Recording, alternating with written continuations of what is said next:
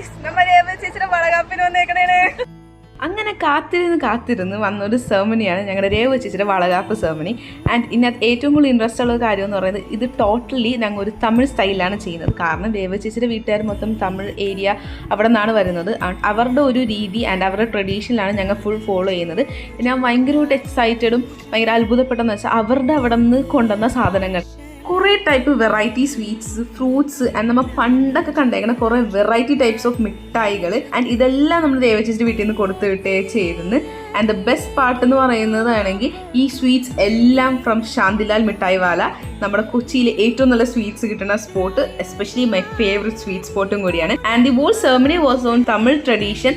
അതുകൊണ്ട് കണ്ടിരിക്കാൻ നല്ല രസമായിരുന്നു. ഞാൻ ഫസ്റ്റ് ടൈമാണ് ഒരു തമിഴ് ട്രഡീഷനിലുള്ള പരിപാടി കാണുന്നത്. പിന്നെ കളരിയിലെ പിള്ളേരെല്ലാവരും കൂടി ശർത്തേനെ ദേവചേച്ചിക്കും പൊട്ടൊക്കെ വെച്ച് കൊടുത്തേച്ച് ആൻഡ് അതിന് വേണ്ടി ഞങ്ങൾക്ക് റിട്ടേൺ ഗിഫ്റ്റ്സ് കിട്ടിയേച്ച് ഒരു തട്ടിൽ കുപ്പിവള, വെറ്റിലടക്ക, പിന്നെ ഇതേപോലത്തെ നമ്മുടെ പണ്ട് കിട്ടുന്ന ജെല്ലിമിഠായി കിട്ടിയേച്ച് ആൻഡ് പല വെറൈറ്റി ടൈപ്സ് ഓഫ് റൈസ് ഒക്കെ ആയിരുന്നു നമുക്ക് സദ്യയിൽ കിട്ടിയേച്ചത്. ശാന്തിലാലയിൽ നിന്നുള്ള സ്വീറ്റ്സ് ആയിരുന്നു, എല്ലാത്തിനും അടിപൊളി ടേസ്റ്റ് ആയിരുന്നു. പിന്നെ ഫോട്ടോഷൂട്ടും എല്ലാം കഴിഞ്ഞിട്ടാണ് സദ്യയിലേക്ക് പോയത്. സദ്യയിൽ ഞാൻ പറഞ്ഞ പോലെ 4 ടൈപ്സ് ഓഫ് റൈസ് ഒക്കെ ഉണ്ടായി ആൻഡ് ഇതെല്ലാം കഴിച്ചിട്ട് നല്ല വയറൊക്കെ നിറഞ്ഞിട്ടാണ് നമ്മുടെ പരിപാടി അവസാനിപ്പിച്ചത്. ആൻഡ് നല്ലൊരു തമിഴ് സ്റ്റൈലിലുള്ള വളകാപ്പ് സെർമണി കൂടാൻ പറ്റി. ആൻഡ് അത്രയുള്ള ഇന്നത്തെ വീഡിയോ. ബൈ.